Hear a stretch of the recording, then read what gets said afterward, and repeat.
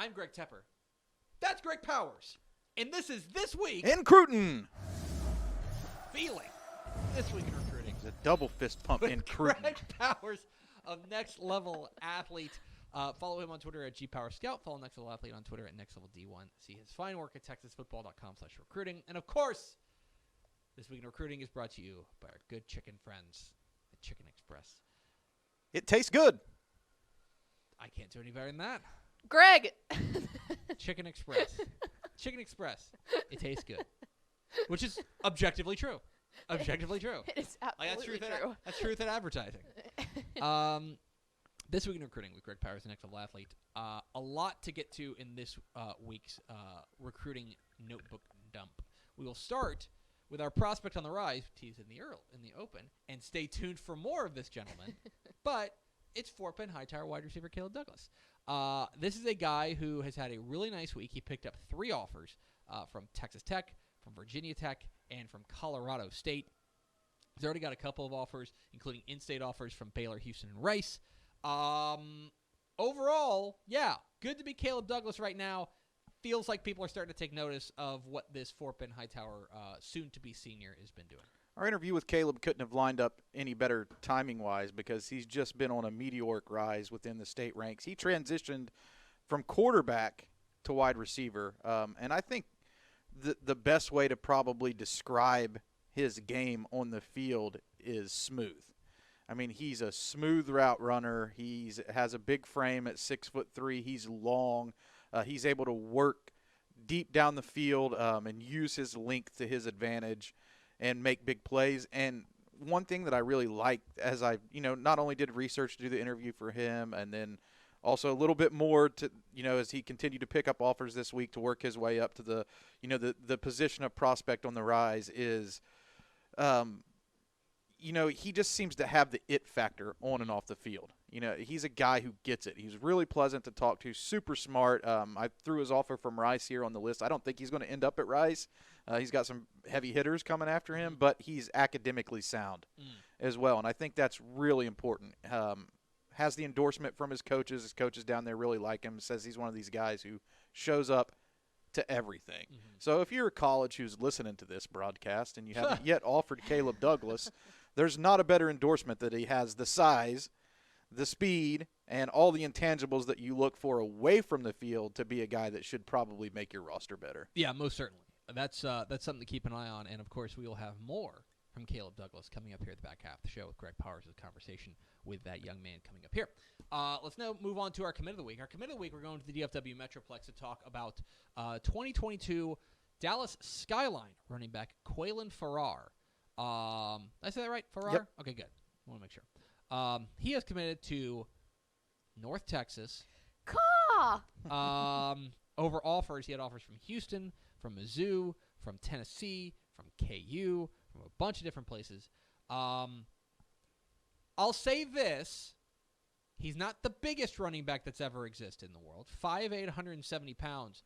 But you watch the film, and it doesn't matter how big you are whenever all you're seeing is taillights. And that seems to be the case with Qualon Farrar. Yeah, he's one of these guys who's described as a speed burner, and what I really like about watching him on the highlight tape is he has the speed to get outside to the edge and make defenses pay, but he's built pretty well too. Yeah. I mean, he's not a guy who you say he's not tall. I mean, you can say he's not tall, but he's stout. You know, he can run through arm tackles. He's thick in the lower body to I think, get the distinction that he's a guy who can remain at running back. And sometimes these guys with his stature are really tough to tackle in college. They can hide behind the offensive lineman where you can't necessarily see them as a linebacker to get your hands on them. And before you know it, they're running past you. And he's that type of guy. And I think this is a huge pickup for North Texas, not only from the standpoint that he can fit into that offense very well, but he picked North Texas over some pretty premium offers. I mean, he picked North Texas over Houston, Kansas, Missouri, and Tennessee. So this is a pretty big get for UNT. Yeah, most certainly. They list him on the questionnaire running a 4.4.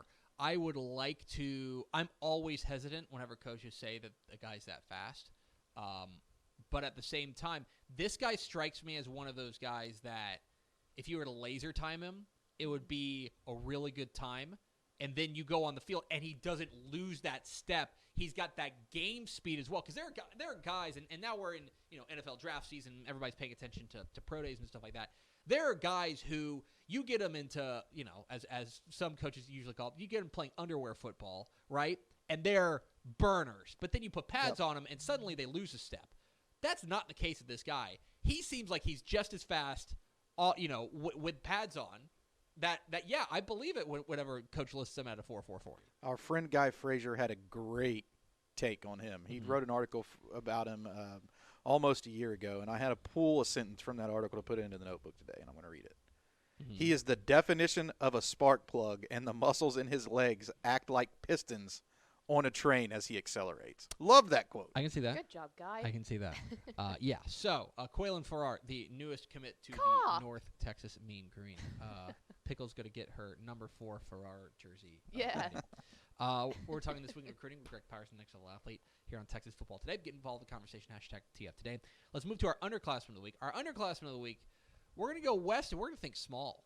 We're going to go to Post. The Antelopes. Bold gold Antelopes to talk about their soon-to-be junior linebacker, Isaiah Crawford, who has picked up an offer from Texas Tech. This is a guy who's already got offers from places like Baylor and SMU. He, of course, helped Post get to the state championship game last year. A big reason why they were there. A dominant force on the defense as just a sophomore. Texas Tech makes a lot of sense to offer him, considering anybody who's driven from DFW to Lubbock knows you got to go through Post. This is for a guy at the 2A level to have an offer sheet like that before he starts his junior year. Yeah, there's something special about Isaiah Crawford. Isaiah Crawford. I always remember Post for just a random factoid here. I always remember Post for the ending of Hell or High Water.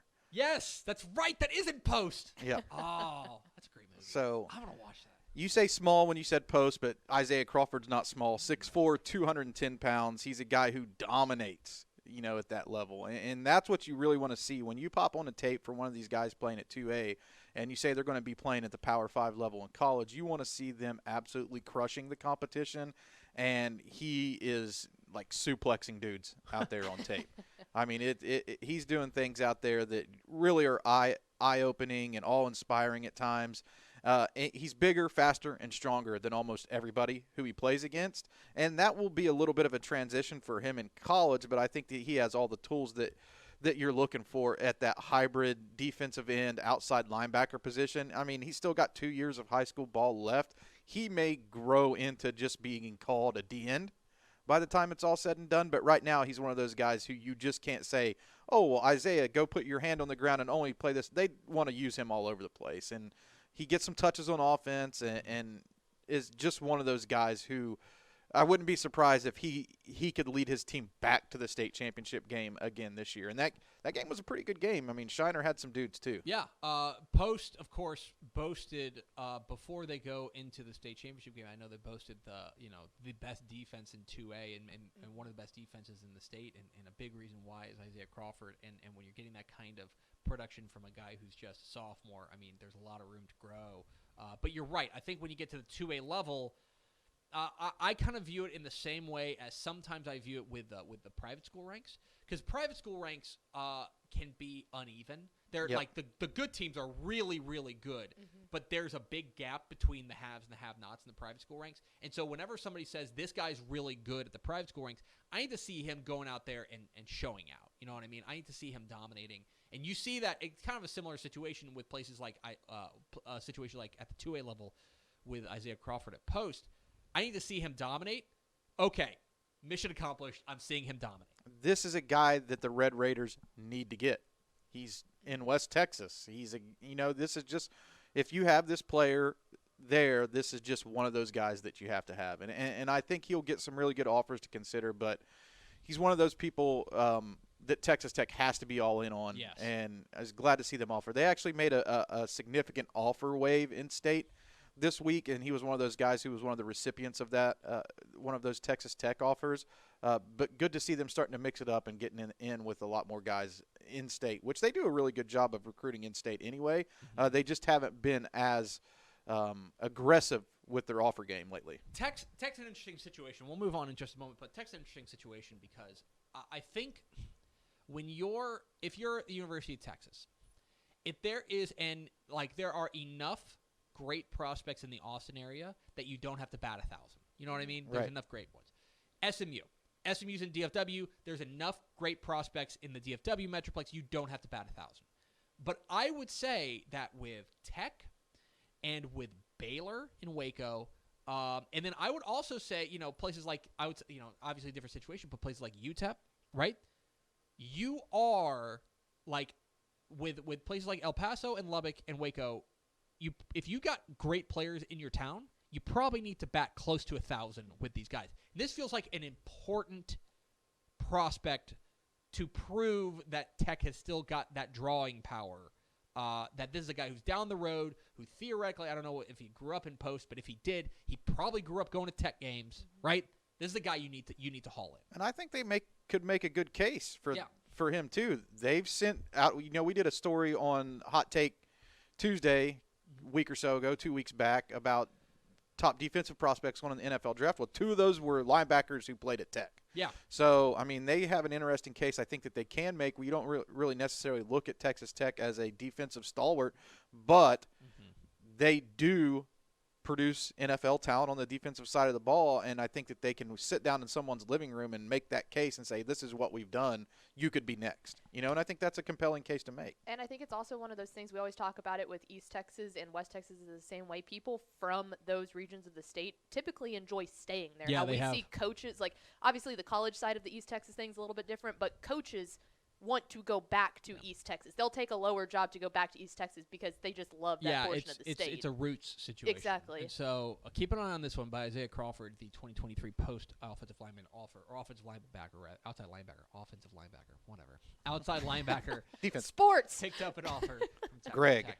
Let's round it all out with our Recruit of the Week. Our Recruit of the Week, back to the DFW Metroplex we go with soon-to-be senior wide receiver Stefan Johnson from Lancaster. He has pulled the trigger. He is committed. He had offers from all over the place, including a big group of offers from the Pac-12. A lot of offers from the Pac-12. He is going to the Pac-12. Quack, quack, says Stefan Johnson. He is heading to Oregon. He's our number 67 prospect in the DCTF Hot 100 at that prospect factory down there at Lancaster, and a guy who is a true, you call him a powerhouse receiver. A guy that I think could make a big impact for the Ducks. He's a guy listed at 6 foot 175, and I'm surprised by that because he plays so much bigger. He works the middle of the field extremely well. Strong hands, and I was glad that he made his commitment this week, even though we had an in-state commitment in Farrar to throw the commit of the week to. I have been wanting to talk about this guy and haven't had enough opportunity to do so. At number 67 in the state, he's probably going to be one of these guys who can outplay that ranking, and we have a lot of talented, especially wide receivers in the state of Texas every class, and some of them just don't end up as 4 stars. Like last year, the guy that I still have nightmares about that I missed their ranking is Jerron Bradley from DeSoto. Johnson is in that type of mold where he could be one of those guys you feel like, if he's not a 4-star, that you messed up. There's only 50 spots for that, and he's in that range, and he has all the skill sets that you look for in a top-tier wide receiver. And guess what? Oregon has been known to produce a pretty good receiver or two, and a lot of those guys move on to play in the NFL. So it's a fast-paced offense that he's moving on to. They're going to get him the football, and you always need a guy who can go over the middle of the field to pick up first downs and move the chains. And he's that gritty, grimy receiver who kind of brings everything to the table, but also has that. He's not afraid. Does the dirty work. Yeah. Does the dirty work. Runs the tough routes. And that continues a trend that we're seeing. And I've mentioned this, but I was doing the recruiting between the numbers piece for Texas for the upcoming 2021 summer edition of Dave Campbell's Texas Football. I don't think it's any surprise that Texas put out more receivers than any other state in the class of 2021 rather. Nearly 35% of all the FBS signees at the receiver spot came from Texas. Wow.